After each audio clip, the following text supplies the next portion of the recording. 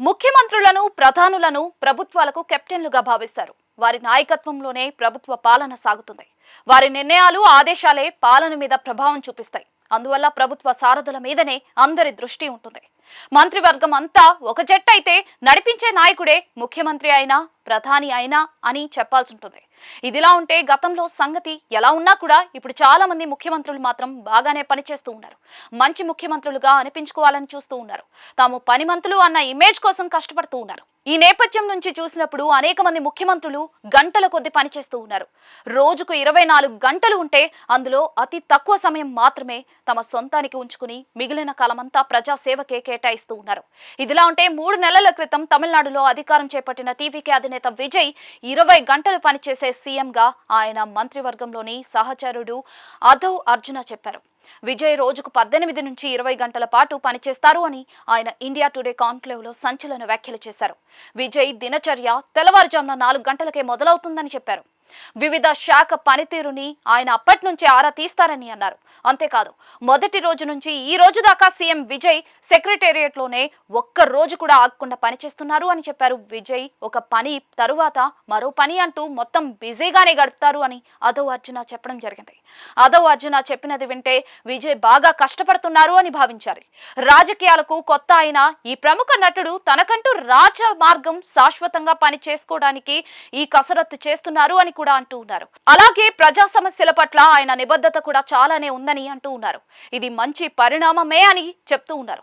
ఇక తెలంగాణ ముఖ్యమంత్రి రేవంత్ రెడ్డి సైతం రోజుకు 18 గంటల పాటు పనిచేస్తున్నాను అని తాజాగా ఒక సభలో చెప్పారు.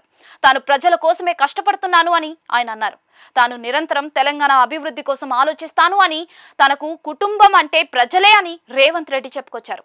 తనది సోషల్ జస్టిస్ విధానం అన్నారు. తాను అన్ని వర్గాల అభ్యున్నతని కోరుకుంటాను అని కూడా అన్నారు. ఆ విధంగా చూస్తే రేవంత్ రెడ్డి అతి ఎక్కువ గంటలు ఒక రోజులో పనిచేసే సీఎంగా చూడాల్సి ఉంటుంది. ఈ విషయంలో ఎవరికీ తగని వారు చంద్రబాబు. అసలు ఆయన ఈ విధంగా బెంచ్ మార్క్ ని సెట్ చేసిన వారు.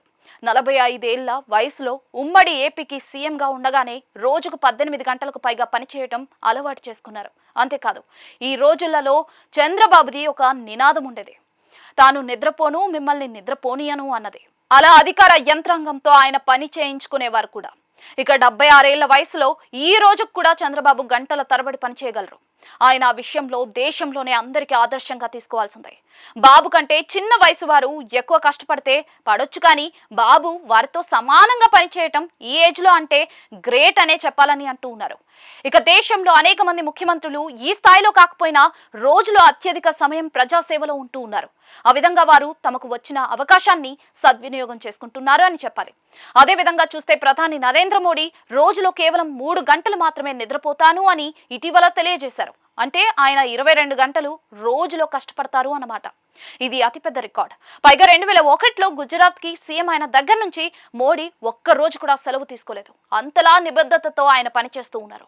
ఆఖరికి తన తల్లి మరణించిన రోజు కూడా ఆయన అంత్యక్రియలకు హాజరై ఆ వెంటనే తన దైనందిన కార్యక్రమాల్లో నిమగ్నమయ్యారు.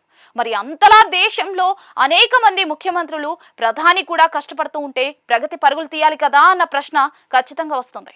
మరి మార్పు వస్తుందా అన్నది మరో ప్రశ్న. అయితే అనూహ్యమైన మార్పు అయితే రాలేదు, కానీ ఈ విధమైన పనితీరుతో జవాబుదారీతనాన్ని వ్యవస్థల్లో తేవచ్చు అని మేధావులు అంటూ ఉన్నారు. అలాగే పనితీరుతో ప్రగతి సాధ్యమేనా అంటే అది కూడా ఆశించిన స్థాయిలో కాదని అంటూ ఉన్నారు. ప్రగతి పరుగులు పెట్టాలి అంటే అనేక ఇతర కారణాలు కూడా కలిసి రావాలని అంటూ ఉన్నారు.